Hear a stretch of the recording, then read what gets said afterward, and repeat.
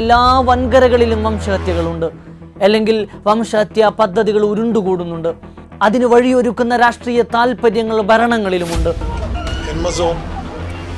തങ്ങളുടെ വീട്ടുവാതിൽക്കൽ വരെ വംശഹത്യ എത്താത്തിടത്തോളം കാലം നമ്മൾ ഇങ്ങനെ നിശബ്ദരായിരിക്കും.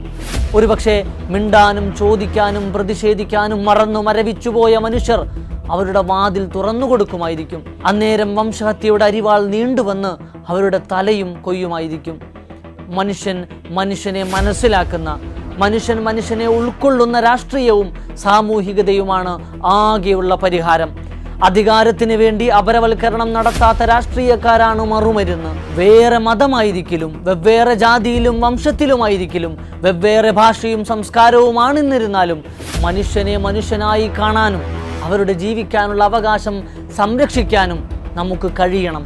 അങ്ങനെ ഒരു ലോകത്തിനു മാത്രമേ വംശഹത്യകളില്ലാത്ത സാമൂഹിക ക്രമീകരണം ഉണ്ടാക്കാൻ സാധിക്കുകയുള്ളൂ.